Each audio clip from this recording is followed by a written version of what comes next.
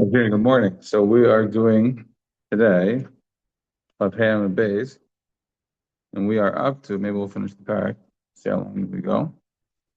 We are on Chav Hey Amud Aleph by the Meister Blazed Ben Das. That's where we are right now, about 7 or 8 lines up from the widest lines on Chav Hey. Okay, so yesterday we discussed all the different Meisters of Reb Chaim Ben Dosa, unbelievable, unbelievable stories about him. I just wanted to add one or two points that I didn't have a chance to mention yesterday. That is, Reb Chaim Ben Dosa, the Gemara said back on Chavdal and Beis, also the Gemara in Brachos and Zion, that Reb Chaim Ben Dosa was the recipient of there was a baskol that went out talking about Reb Chaim Ben Dosa, b'chol yom v'yom. And with that, Kol ha'olam kulo nizam b'shul Chanina b'ni. The whole world depends on Chanina ben Dosa. Chanina b'ni is daya b'kav charuv me'er Shabbos le'er Shabbos. He lived on nothing, on a few carrots. So I have a shtigel issue with the understanding of this Gemara that I don't really necessarily have an answer for, so I'll share with you what I think is the question. They were so poverty stricken that they lived on carrots. Carrots that grow wild in Eretz Israel. Not a big deal to find a carrot to eat. They're not very tasty. You can imagine what kind of a level one has to get to to be eating carrots every day for a 12, 13-year period. We're saying that B'chinim Medes is living in that kind of a life. And then we said that his wife was very ashamed of her poverty. So she was embarrassed. She would fire up her oven every Friday to make it look like she was cooking for Shabbos, but she didn't cook for Shabbos because she had no food, no money to buy food. And the Gemara tells the story about this. The story is that she went to open her ovens, whatever, to fire them up to make it look like she had some food. And the neighbor, who was an evil neighbor who didn't believe her, knocks on the door. And knocked on the door to see what's really going on in the house, because she knows she's very poor, she doesn't have food. No answer. She goes in and she sees, oh my gosh, her bread is burning and her flour is rising. And where was the woman? Where was Yochanan ben Dosa's wife? She had hidden away in an indoor room back, so that she was too ashamed. So when she hears that, she's like, oh my gosh, the bread is burning. She realized it was an ace. She's let it nisim. She says, oh yeah, I had to go get my shovel, whatever, to take out the tray, whatever, to take out the bread. And then we had another story yesterday where B'chinim ben Dosa found some lost chickens on the stoop. The chickens, found lost eggs on the stoop. The eggs turned into chickens. The chickens became too much of a nuisance, so he got goats. And the goats became a whole herd of goats until he gave them back to the person who was lost. That is to say, what? He was perfectly capable of making a living. He made a living for someone else. He took a person's eggs and made a whole fleet of goats. I don't know what you call a coterie of goats. A herd of goats. So clearly wasn't unable to make a living if he wanted to. That was what he did to Achayat of somebody's lost eggs. So I don't understand. What that means then is that the next story in the Gemara, where the Gemara says that the wife says to her husband, how long are we going to suffer like this, with this poverty? So the response is that he says to his Mainav, what should we do? Should we ask the Rebbeinu Shalom for Rachmanis, the Nes V'Lachamidi? They give him a golden leg from a table. That is the response to the question of how much She obviously is having a trouble living in such dire poverty. But the poverty is a choice. He could work. They could earn a living. He's choosing not to. She's saying, okay, how can we survive? He's saying, okay, let's ask heaven.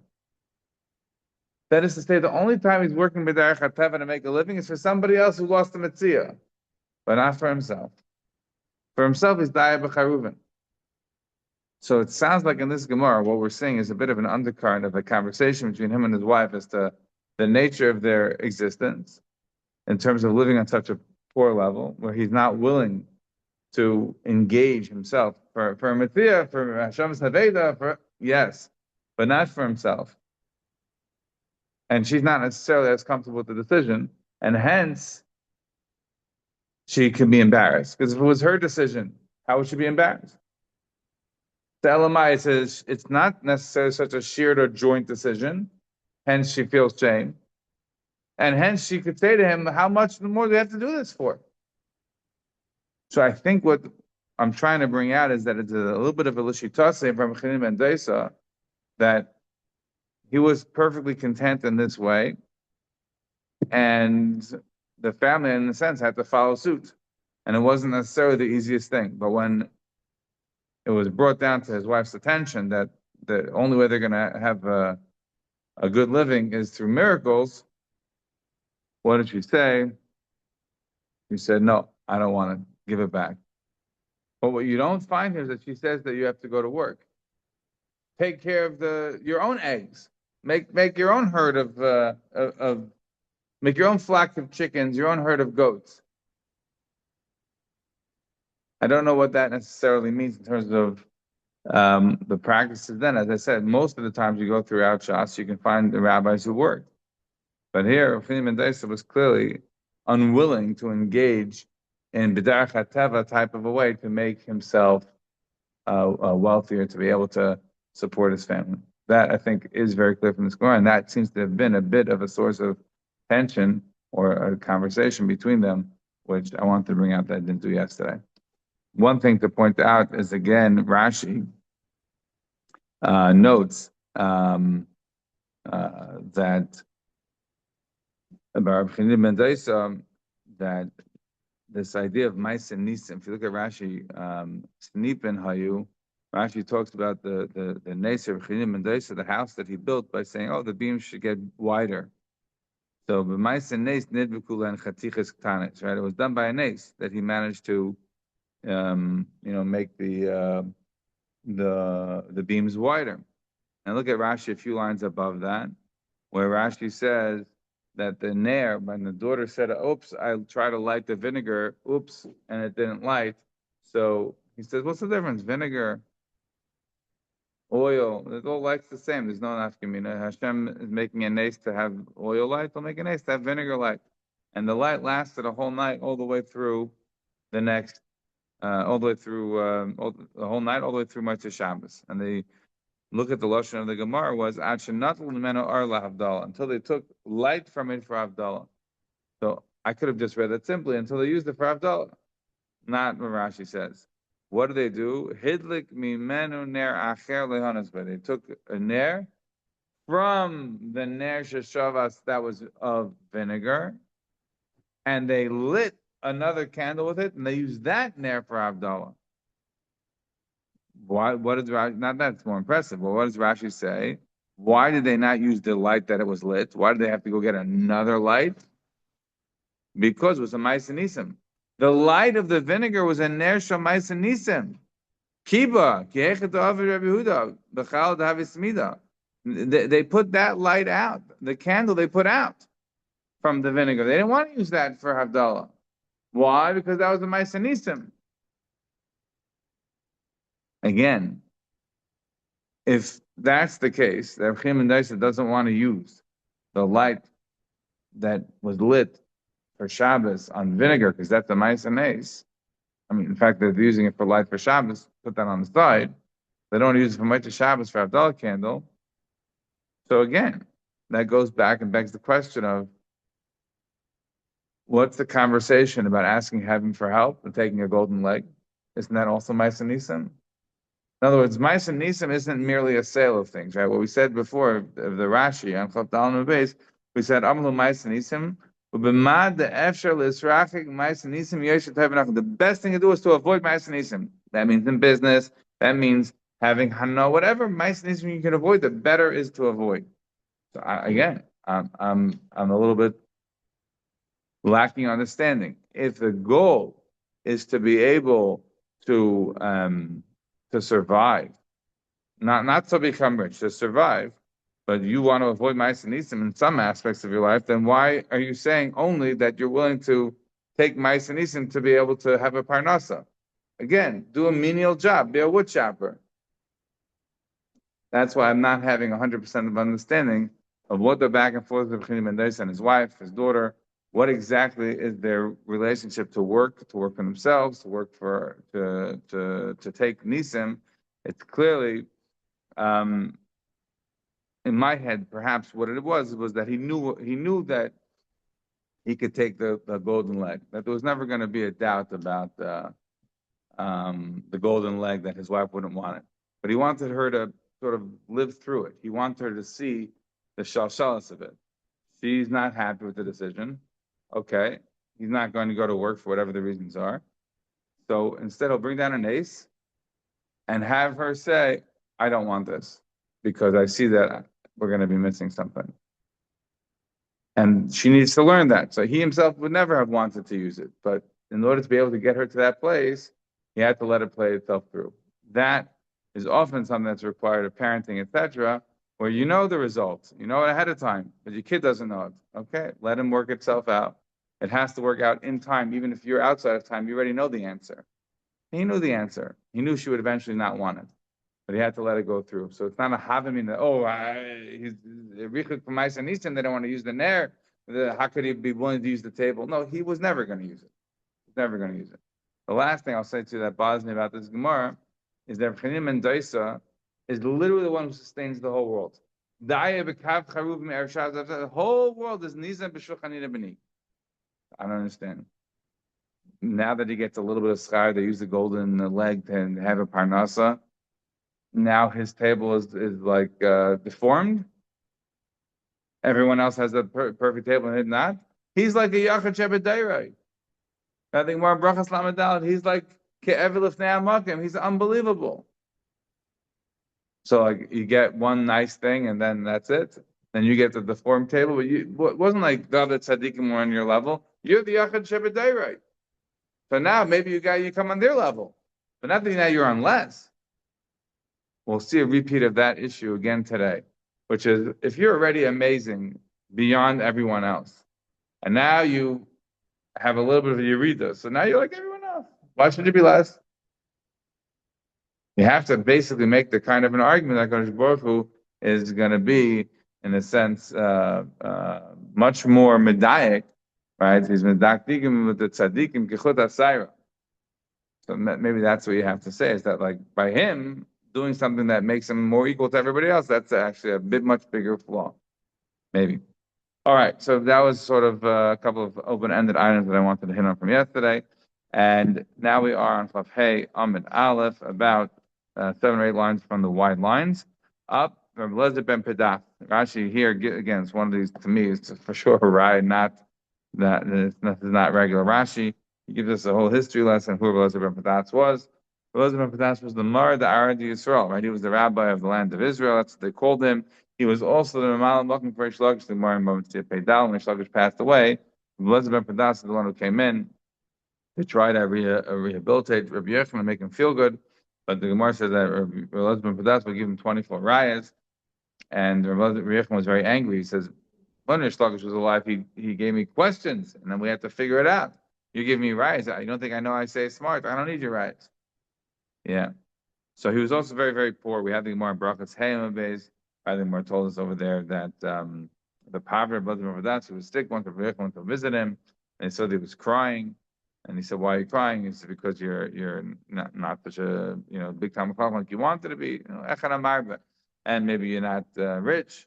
No, like no, he says, "I'm crying because you're such a beautiful man. You are beautifully more over there in Bava Metzia, we just quoted, so handsome that one day you're going to be in the ground, and your beauty will be gone. He says, "Oh, hi, Vadakabachi. That's a good reason to cry, and I'll cry together with you." And they both start crying. Yeah. This is Rabbi Ben Padas, who was one of the central students of Rabbi Yechanan. Says the Gemara. I'd be curious if anyone has a reason to why this Gemara appears here. I'm not 100% sure. There's no clear indication, like it's not to do with rain. It's not very obvious to me why this story is put in here, and Rashi doesn't tell me. Rabbi Elazar Padas the Chikle Milsa Tuva, he was very poor. Again, it could be just the poverty. In other words, it could just be Rabbi Chaim ben was poor, and I have another story about somebody who's very poor. But I'm not 100% sure otherwise what the connection would be. So he was very poor. Oven milsav lehavale midi limitim. He Rashi says he was make his dam. He did some sort of a bloodletting, and he didn't have anything to eat afterwards. You know, before you do the blood, when you get a blood test, even nowadays, right, you're not supposed to eat. But afterwards, you're going to be weak. So they took out blood from you, so you have to eat. He didn't have what to eat. So Shakal bar the tuma, v'shad b'puma. He took some garlic cloves and he put them in his mouth. Cholash libe, right? He was feeling very weak, very faint. Remember, we had that the Gemara yesterday. We have Rav Papa on Pavdal and Bez. Rav Papa was Gazer Taanit Cholash libe, right? He was very, very weak. He felt very faint. So Sarah Pinka the dice, right? He ate the bowl of the porridge. So over here, because of the fact that he had nothing to eat and they had taken a lot of blood out of him, so he was so weak that he fell asleep. He falls asleep. He only had some garlic. Obviously, it's not going to fill the person up. Azul Rabbanan l'shiyule beit. The rabbis go looking for him. In other words, why? Because he was not in shir.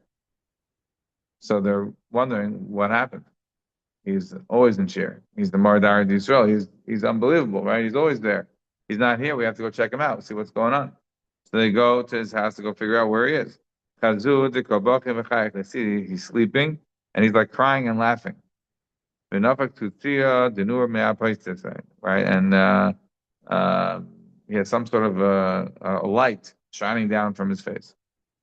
When he woke up, Amrulay, my time why were you crying and laughing during your sleep? So Amalahu, the Havi says, I was singing with the Rebbeinu Shalom. And I said, how much longer am I going to have tsar in this world? Right, and if you look back at the lashon, maybe that's again the connection I was saying before about the poverty. If you look on the top of the page, right, what did the wife say to him? There's that Amos nasal in the how long do we have to have such a suffering? So it could be that's the reason for the connection. It's the people who suffered for learning, people who suffered in this world in a deliberate way. So he asked the Rebbeinu Shalom, how much more does he have to have tsar? V'amar li Elazar b'ni nichalach the afche la'alma meresha. Says Elazar, my son, would you prefer that I should turn over the world and go back to the beginning? After the Messiah, this b'shas the Messiah. It's possible you'll be born in a time when there'll be more food and there'll be more wealth, more sustenance. I imagine we were born in an era in the 1600s, the 1500s, right? You know, people lived on a lot less than we do today. Possibly you could be born in a different era. So Amr Kameh Kule Hai. So he says to the rabbis, I said before the Rebbeinu Shalom, you're going to overturn the world, and I'm going to be reborn. V'efshar. And it's only possible that I might be born in a different era, and then it's only possible that I might have Mezainis. And like such a remote possibility. So he asked Rebbeinu Shalom, Amrile, Dechayai Tvei or Dechayayna? Am I going to live more than I've already lived, or have I already lived more than I'm going to live? In other words, have I gone more than the halfway point of my life? Amrile, so Rebbeinu Shalom tells him, Dechayisa, you already lived more than halfway. Amrile Kameim Kain Le Be'ina. He says, if so, I don't want you to overturn the world and give me a remote possibility that I can be born in a different era and be doing better. So he said to me, the Rebbeinu Shalom said to me, the high igra the amisle beina with the schar that you said, don't give it to me, I'm good. Don't overturn the world for my benefit. Yahivna l'chol alma da'aseh. I'm going to give you in the future, in the Elam Haba, Kalesta Naharoisa the Mishcha Farsman. I'm going to give you 13 rivers of balsam oil. Yeah. That what kind of oil is this? I have no idea, but some very nice, very perfumed oil. We had this in brachas, kind of bracha that you make on Mishcha Farsman. And the rivers are going to be so broad, the chayain, kipras, vidiglas, the ma'anagasbu. It's going to be so broad, like the pras, like the Euphrates, and vidiglas, like the tigers. We just had it. We literally just had it on the page before the last line there in the middle of the wide lines. Vidiglas, we had it. The Tigris River. The ma'anagas, whether you're going to go and be ma'anag, you're going to go and have a pleasure, enjoy these perfume, beautiful, amazing rivers. So he says back to the Rebbeinu Shalom, Amri L'kameh, hi Vesuloi, this is it. That's all I'm getting. Amri L'chaverecha ma'ya hevna. Well, what do you want me to give to your buddies? I'm giving you this. What else is there to give them if I'm going to give you more? What am I going to have to give them? Amri L'vanomi gavra d'les le'be'ina. He says, am I asking a person who doesn't have more to give? In other words, you're the Rebbeinu Shalom. This is infinite. This is like outside of space and time kind of stuff. Like, why is this a problem? Machin b'istakula apaitze. So again, we just had the word before. He, as it were, was machin b'etzba. He snaps his fingers. Again, this is all anthropomorphic language. God doesn't have fingers, but as it were, he snaps his fingers on my forehead. But Amrli Elazar Bray, and he said, Elazar, my son, Giri Bach Giri, right? I'm shooting like my arrows into you. In other words, that's how he got the light on his forehead. That's the story. A couple of things to mention. So Elazar is asking the Rebbeinu Shalom about his poverty. And he says, Ad Mose et star b'hayalma. How much poverty should I have in this world? And the Rebbeinu Shalom says, look, I can turn over the world, and after you might be born in a time when there's more Mizainis. The Gemara Nida on Ayin tells us that somebody wants to have Banim Zecharim, somebody wants to have Torah, somebody wants to have Parnas, and wants to have Skira. What should they do? So the Gemara says a person wants to have Skira, so he should go work, and he should be honest in his work. He should be honest in his business. The Gemara says, that's it? So most of you also have to ask for Rachman from Hashem. I said, yeah, that sounds like it's pretty pashut to do that. So the Gemara ends up saying that the reality is that you can work and you can still be poor. Well, what you should do is work, be honest in your work, and daven, Lamisha, Oisher, Vanachasim Shalai. Daven's the one whom the wealth belongs for Rachamim. So it's not a question of being born in a specific era. That's the only way you get Mizainis? No. You could be born in an era when it's not necessarily you were predestined for Mizainis, but you work honestly and you daven, and you can still get it. Why does Hashem have to turn over the whole world in order to be able to get in Parnasa? Maybe you could say that Rebbe Elazar is already doing this. In other words, he's already working and he's already davening, and it's not going. And so now it's sort of the next level, which is, okay, you want a miracle. For a miracle, I'm going to have to do effectively a turning over of the world. That Rebbe Elazar not willing to ask for.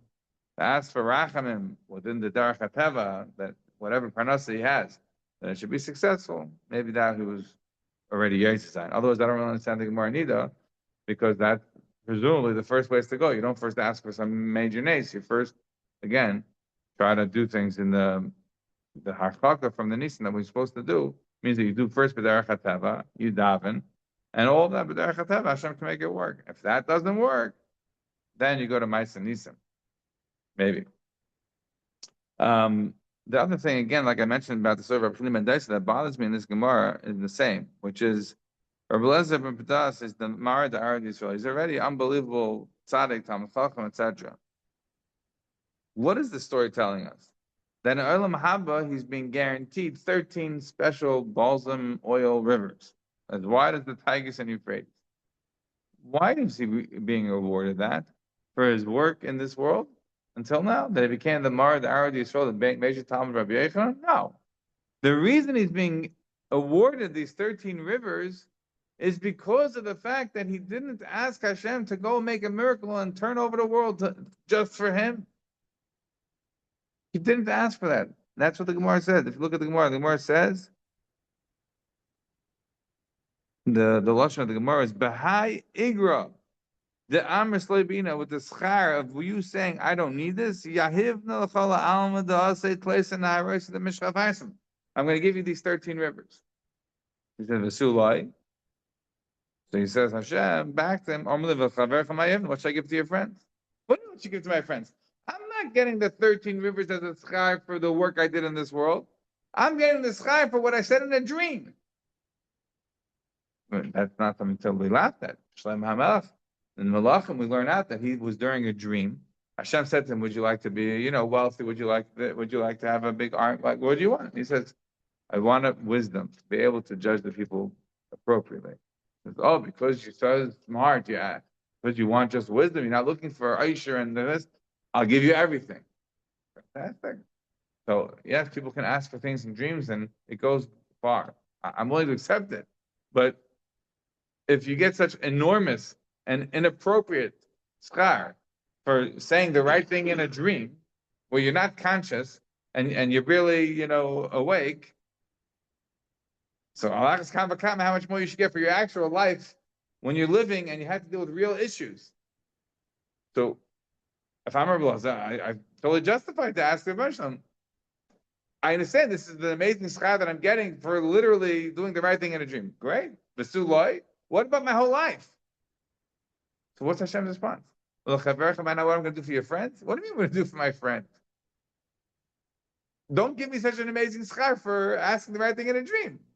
Maybe this should be then the schar for my life. But you're not saying that. You're saying Bahai Igro with the schar for the fact that you said Loi Be'ina, I'm going to get hivna these 13 rivers. I'm more bothered by the Rebbeinu Shalom's answer than anybody does the question. I understand the question. The question makes perfect sense. If you are the kind of person that has put in the time in life, and now you're being told on a little thing that you've done, you're getting some amazing thing, great. I should be getting even more great from all the rest of the things I've done that have been good the rest of my life. I leave it as a bit of a tzarchin. I understand his question, I don't really understand the Rebbeinu Shalom's answer. What about your friends? What about my friends? What are they getting? They're getting for the good lives that they lived. So what am I getting for the good life that I lived? And I'm getting extra. When you have a test. You ever have a test that had extra credit, right? So your kid comes back, I got 119. I'm always like, give it extra credit, give it 2 points. Like this is like the inflation of the scores. 119. So that anybody who got a 70 got a few extra credit, you get a 90. So the scores are not worth anything to my mind. But okay. But that's fundamentally what I'm saying over here. If you have a situation where you're telling me I'm getting such extra credit for the basis of the fact that I did something in a dream where I had no free choice, but whatever choice I have in a dream, in my unconscious state, I picked the right thing. Great. No. And in my conscious state, you're telling me the extra credit is huge, 13 rivers, but everybody else also has to get the 13 rivers. What else are they going to get? If you, to give them to? So the response is, oh, Hashem, you're infinite, you can give me more. Okay. That's cute. I'm not hearing it. Like you're getting extra credit, so you should get the regular credit. You got 120. Everybody else got 100. So whatever they get for the 100, I should get for the 100 too. And I get my 20. So I'm leaving it as a question because I don't have a great answer. Like I said, I think it's the same sort of Chim and Daisa. Like you're on a certain level. You're way beyond everybody else. The whole world depends on you. So now you tell me that my table is going to be broken because I have a little bit. How's that fair? I should have like everybody else. I came down to the 100 level. I'm not living at the 120 level anymore. No. Again, we have to argue that it's some sort of a medactic with tzaddik and thyra, like, that somehow, but it ends up in a situation where effectively you're being treated like everybody else, even though you're way greater than everybody else. All right, we have to leave it off here. The last one I'll just mention, when he says, my arrows, giri b'chal giri, right, that reference is, at least in my mind, a Gemara in Kedushin, Lamed, The Gemara over there says that a rabbi says if I would have gotten married at a younger age, could have said Gir beinecha satan. I'm going to shoot my arrows at you. Say why? Because getting married at an earlier age removes issues of the Yetzer Hara at an earlier time and less bechshayless of a person, and so yeah.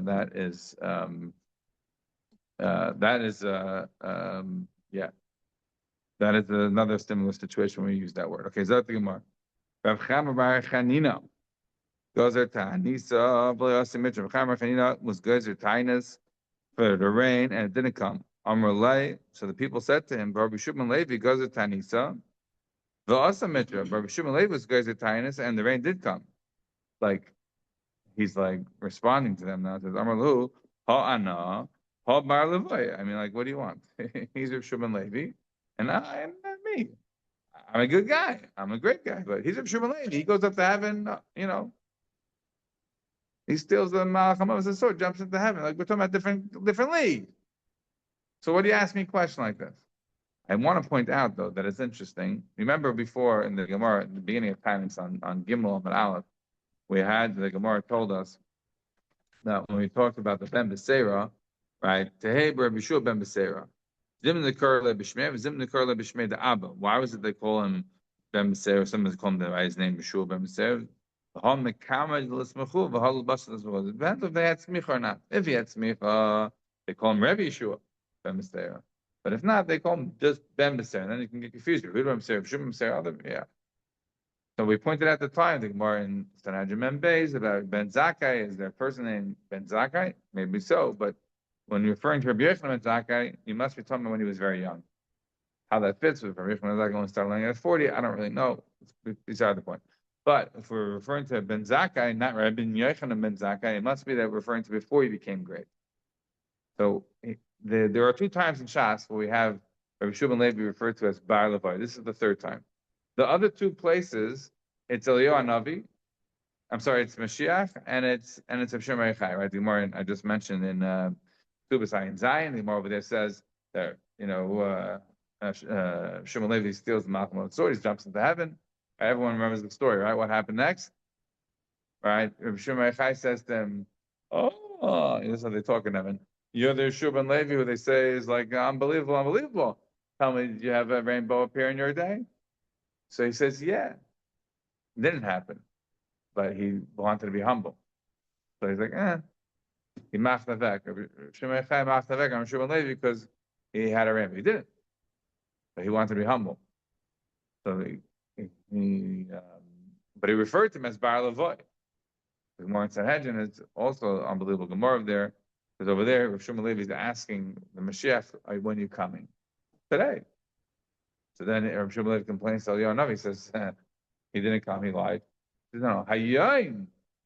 You have to remember the rest of the pasuk. When he used the word Hayayin, he means Hayayin in Karlei Tishmo. Only if you listen, then he's coming. So over there, he refers to him as Bar Levoy. So I understand. But those are people greater than Shimon Levi, Shimon Reichai, Shiach. Here, it's the whole story is where he's saying he's lower than him. He can't be compared to him. So how could somebody lower than him be calling him Bar Levoy? I don't know. Yeah. So he says, Amar Luhu ha anaha Bar Levoy. Amrulei. Denesi v'nechaven daiten. He says to the people, look, I'm not Shimon Levi. We're not having rain. Maybe let's get together and let's concentrate. Maybe the tzibur will break their heart and the rain will come. Says the Gemara, boy, racham v'lo mitra. They davened and the rain didn't come. Amar lahu nechalahu sheyavim mata b'shvilenu. He says to them, are you willing? Are you happy for the rain to come on our behalf? Amar lehein. They said yes.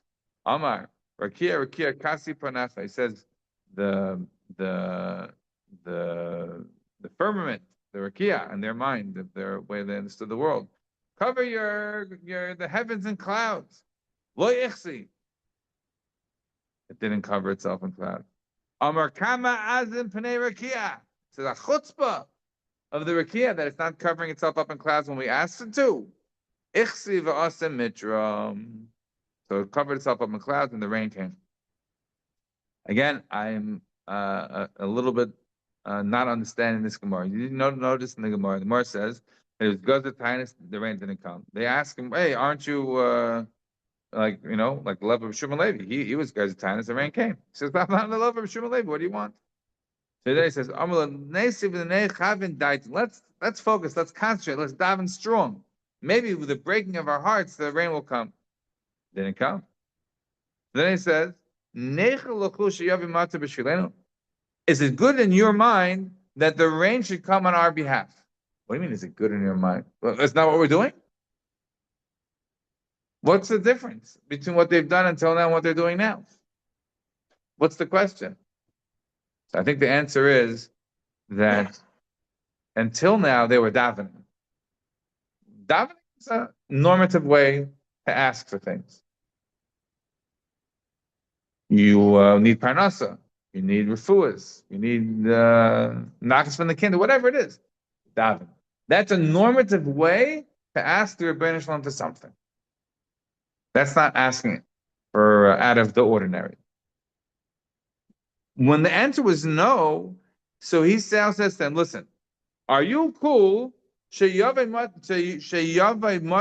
the rain should come on our behalf outside of the ordinary, outside of the regular bounds? They said, yeah. He says, all right, now we're going to order the rakia to cover. We're not asking anymore. Now we're doing ordering. Now we're outside and ordering miracles around. What's the issue? Why does he have to ask them? We said, well, that was our initial question. What do you mean he's asking them? What do you mean asking? Of course they want the rain. No, they're not asking for rain anymore in a normative way, asking Hashem for rachamim. Now they're ordering clouds. You better provide the rain. What is that going to do? That's going to be it's a cost. That's a nace. And what have we said the whole time about nisim? Do merachik yourself on the nisim. It's a menakim yizichu yosef. It's going to take away everyone's chus here. And they say, no, we still want the rain. That's why he has to ask them again. Because it's not so obvious from just davening for the rain that you were willing to give up your schusim for the rain. That's why he had to ask them before he engaged in the miracle working. Talk to Gemara. Next story is Levi Gazer Tanis of Mitra. Levi was Gazer Tanis and the rain didn't come. Amar Lefana Rebbeinu Shalaylam. Alisa Vishavta B'Maring. You went up, God, as it were, to the heavens. So then the rain came after he was and said what he said. They got the rain. He said, Rebbeinu Shalom, you've left the world, you've ascended on high, and you don't care about your kids. Then the rain came, and he became lame. Levi became lame. Amar Rabbi Lezer, this is Rabbi Lezer ben Padas, our Rabbi Lezer. A famous line, Rabbi Lezer, a person shouldn't talk with a chutzpah to Rebbeinu Shalom. Why? Because it was a great rabbi who was he spoke inappropriately to heaven, and he became lame. And who was that? Levi. Says the Gemara, what? That's really who did it? The fact that he talked inappropriately to heaven. But we know the Gemara in Sukkot and Gimel tells us that Levi was attempting to do the Kida bow in front of Rebbe, and he became lame as a result of that acrobatics, right? The Gemara in Sukkot and Gimel tells us that the only person who was able to do the Kida bow was Shimon Gamliel. Why? Because what does the Kida bow do? It means you basically have to put your thumbs into the ground and your head on the ground without any part of your body touching the ground. I've tried this over the years. Every time I get to these Gemaras, and I mean, now at 46, I don't try anymore, but I couldn't do it at 20 either. It is very, very hard. It's an acrobatic feat. The Gemara says, Rabbi Shimon is the only one who was able to do such a thing. Levi tried and he got lame. So, says the Gemara, what are you talking about? He got lame because he was Hittiach Tvarim Kapma. He got lame because he tried acrobatic feats and it didn't work out. Says the Gemara, Garmuleh. Both of it caused it, right? Both of it caused it.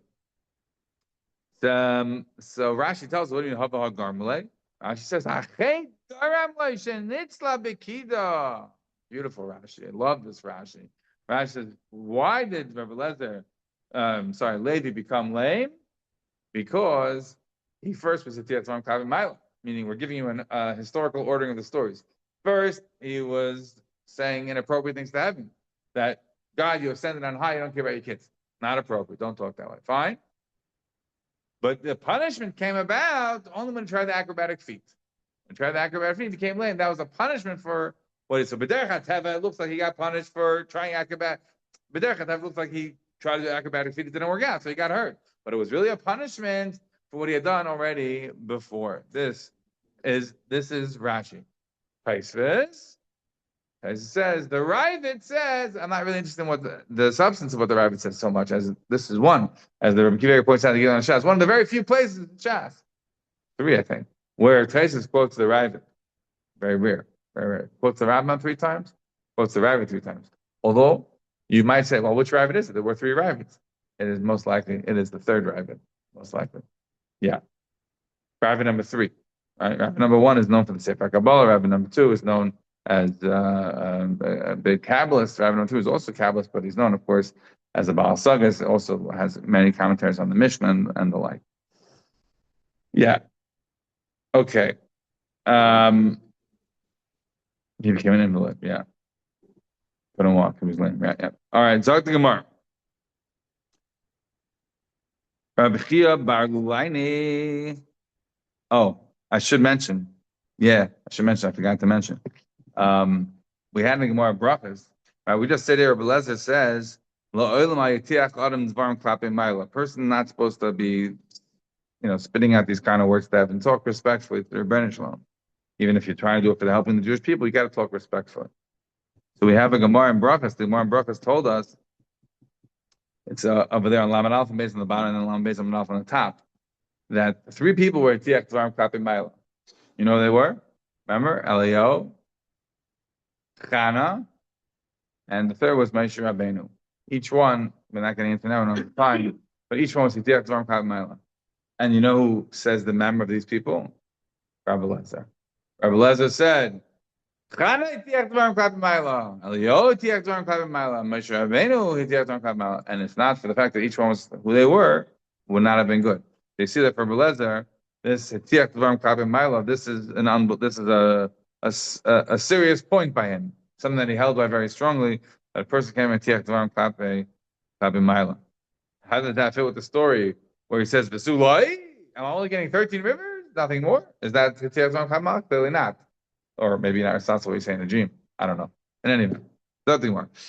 So I don't know, we don't have too many stories about him. We have two over here.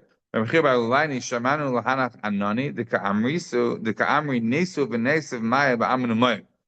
the clouds talking. Yeah, he heard them schmoozing and saying, let's go drop our water in Ammon and Moab. Right? If you think about Eretz Yisrael, right, you have the border between Ammon and Moab and Eretz Yisrael is the river Jordan, right, going down to the Dead Sea. So they heard the crowd saying, let's skip over the Jewish area and let's go to Ammon and Moab and drop the water over there. So he's not too happy about that. He says, so he's not talking to the cloud. He says, Rebbeinu Shalom,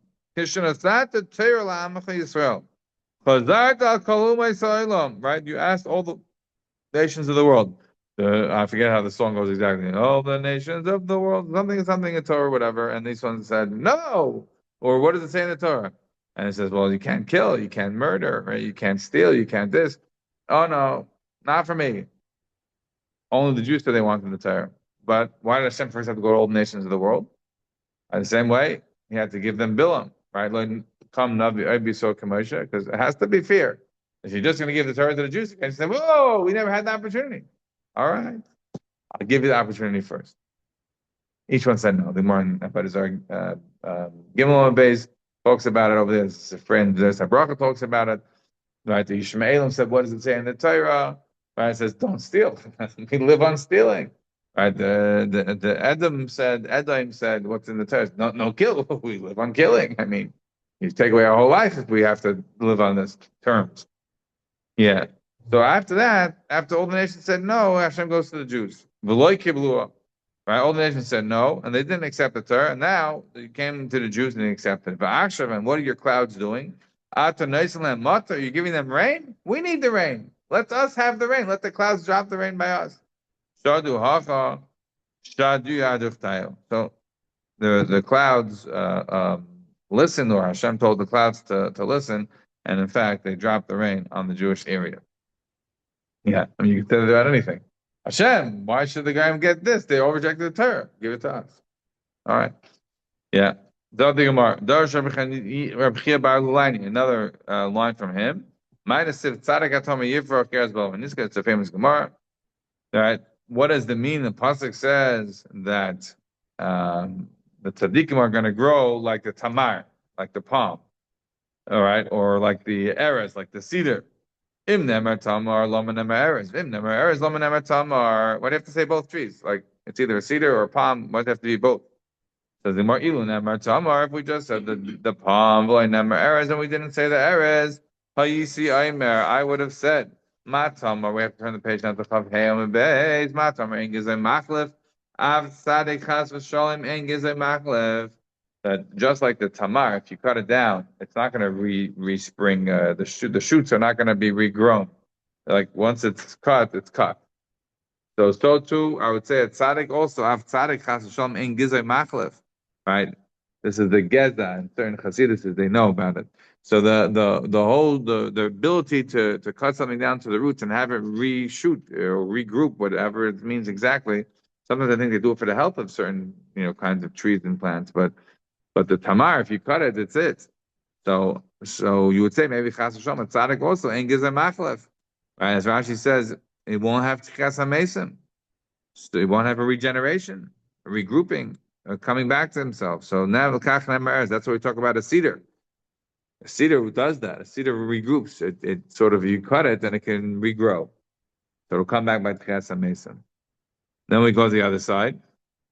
Ilu nemer erez lo nemer tamar. If it just said the erez and didn't say the tamar, yisiyam erez enos aperes outside of chazim enos aperes. Now, just like the cedar doesn't have any fruit, so to the tzaddik, meaning, as Rashi says, he's not going to have schar loss and lavai. So l'kach nemer tamar, that's what we talk about a tamar. If you want a reference to a tree that has fruit. So l'kach nemer tamar ve'eretz. That's what we have. L'kach nemer tamar ve'nemer eretz. That's what we have both. Says the Gemara. Now we go on a side note for a moment. The eretz gives a machlav. Is it true that when you only bring this Gemara, it's another word from Rechia Bar Lulaini. Now the Gemara says, is it true, right, that the eretz is gizeh machlav? Is it true that the shoots of the erez are able to regrow after you cut it down? I have a Tanya, we learn. The Gemara tells us, if somebody takes a tree from his friend, he's buying a tree. He's not buying he's buying the wood. In other words, he's not buying the whole tree. He's just buying the wood. Shabai. So how much does he have to? Is he allowed to cut from the tree to be able to take it? The magbiyah min akarka tefach v'kaitzitz. You take you leave like a tefach in order for the tree to regrow. The sadan hashikma, it's a certain kind of a sycamore tree. Shnei tefachim. That's 2 tefachim. It needs more space in order to be able to regrow the shoots. So you can't cut it all the way down to the bottom. You got to leave some more space. The sulais hashikma, another level of another type of a sycamore tree, which is basically one that has not been trimmed before. Shlosh tefachim. Right, that's 3 tefachim you have to leave. The kanamu gefanim, right, other kinds of reeds and vines and stuff. From the knots, right? In Hebrew today, pekak is a traffic jam, but whatever it means, some sort of knots on the bottom of it. In other words, if you're going to cut more than that, you're not going to be able to let it regenerate. So when you're buying the wood, you're buying the ability to use the thing, but it has to be letting it have the ability to regrow. You have to cut it in certain ways. You can't just cut the whole thing willy-nilly. And then we get to the point, which is b'tikalam uvarazim. What happens when it comes to the palm trees and the cedar trees? You can literally cut the whole thing, get the grinder, right? Take mamish the roots and everything. Why? Because it's never going to regrow. So you're telling me this whole reason that we want to talk about the cedar is because we are afraid that if we just talk about the tamar, that's engizay machlev. But here you see that when it comes to the araz and when it comes to the cedar, it's engizay machlev. And that's where you're able to cut down the whole tree, even the roots, everything. It's not going to be able to regenerate itself. So there's many types of erez trees, many types of cedars. They're not all the same. And so this happens to be a type of a cedar that could regenerate. that could regrow, but not every cedar is the same. There are many types of cedars. And the Martin gives an example that there are mamish 10 types of cedar trees. Asara mini arazim shenema, because the pasuk says in Yeshaya, Etzim amidbar eres shita v'hadas. These are all trees that you wouldn't necessarily think that they're cedar, but they're all under the family of the cedar trees. And in fact, over there, if you look in the pasuk, Rashi explains there's only 7 trees listed, but the Gemara tells us that there's a few other ones called Elainim, Almainim, Almaigim that are also from the cedar family. So Pashut, the reason we're talking about the cedar and the tamar is because they each add something to a tzaddik's life. They're for sure going to have tchias mason, for sure is going to have schar, la'as and lavai, and that is the other vart from Mechir Baru lining. Fine. Zot the Gemara. About a Ma'aser Rabbi Eliezer, right? There's not Rabbi Eliezer, but that's Rabbi Eliezer, as Rashi points out. Rabbi Eliezer ben Horkin is what we're talking about. We go back now to the Tanon. Right, he was guys with 13 taniyas on the tzibur, and the rain didn't come. What do you mean the 13 taniyas? These are the regular 13 taniyas, right? That we already had 3, 3, and 7. That we have the typical fast for the lack of rain. So he was good to all the taniyas, and it didn't work. But the tzibur began to leave after the last fast. They began to go home. He says, "You prepared graves for yourselves," meaning, like, so Rashi says what Rashi says, that they were leaving from the basic Knesset. But me, Rashi says, "Ein lechem elo l'chul kibrat." You don't have anything left. Go make graves. Right? And I think what Rashi may be saying is that right? I'm not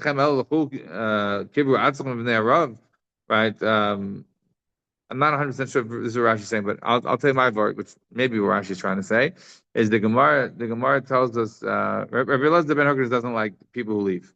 Right? The Gemara in Beitza Tezvav tells us Rabbi Elazar ben Hurkos got very angry on Yantif. He was giving a share, went on a whole day.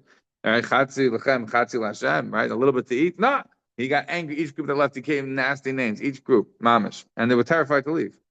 Yeah. So the Gemara says that Rabbi Elazar. So here you have people leaving.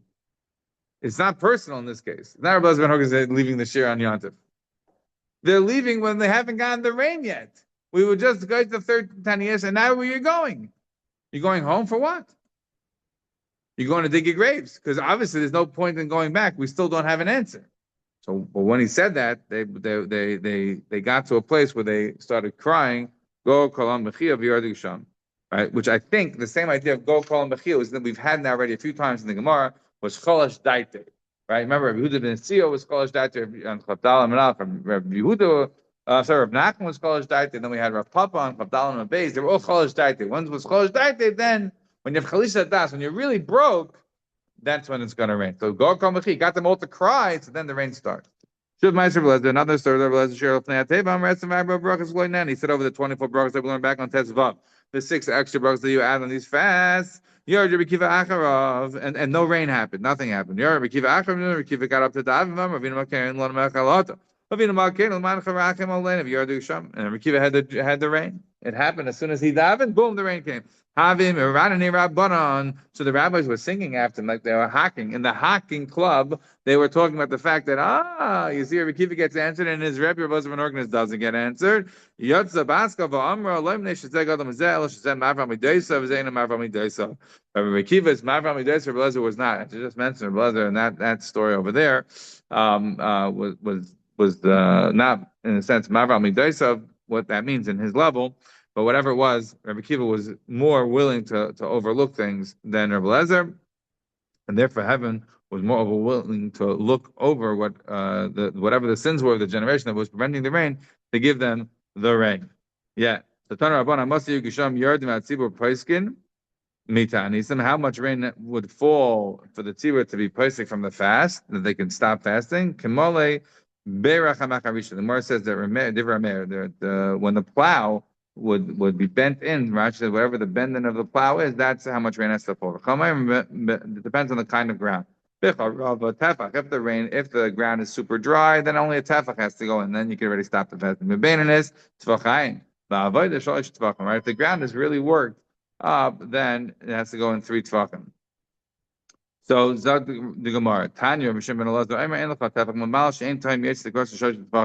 you don't have a tefach coming down from the rain on high, that the rain from on low is coming up to greet it. Very fascinatingly, I always would have assumed that the Tohaim is what? The subterranean water, right? They know that there's lakes in the world. They have, you don't see them. They're under the ground. but they're much deeper lakes than any of the water in the oceans. Unbelievable amounts of water. And what does Rashi say? Rashi says, "What's the ta'im ben kindness? The Atlantic Ocean is the ta'im here." I don't know what. I don't have time to get into now, but I don't know that this is necessarily the only way to understand it. But that's what Rashi says over here. Yeah. So the more asks the question that you're telling me that if you have a tevach milmala, that the Tohaim is going to come answer it up shlosh tefachim, v'tanya tefachim. But don't we learn that it's two tefachim? Like again, it depends on the ground how much the ground is worked up. Three tefachim. If it's not, then two tefachim. Amar Lezer, one more line. I think we get two dash. Shemanaskan Tamayim Chag when they used to do Nisach Hamayim on Sukkos, Tohaim Amar Lechaveroi, the Tohaim would say to its buddy, Ava Memecha. Right? Let the waters flow. Kol Shnei Reim Ani Shemea. Right? The voice of the two friends I'm hearing. In other words, the voice of the Nisach Hamayim, the Nisach Hayayin I'm hearing. So let our waters flow. Shenem Tohaim Al Tohaim Keri the Kot Sanarecha. Let the water to the waters flow in the channel. This is the sort of the angel. Rashi says this is the special angel that is in charge of the water. That's the name. His name is Ridya. He's dami igla tilta. Rashi says we know garis tilta pirsos sefoisea. It's like a young calf whose mouths are open. That's the reference to water. The it hangs out in between the two tahimis, the tahim of above and below. The tahim to the on high, he says, distill your waters. To the lower waters, he says, let your waters flow upwards. Again, as we just said, that the waters mish, neitzanim niru ba'aretz. I'll stop over here. Have a wonderful Shabbat.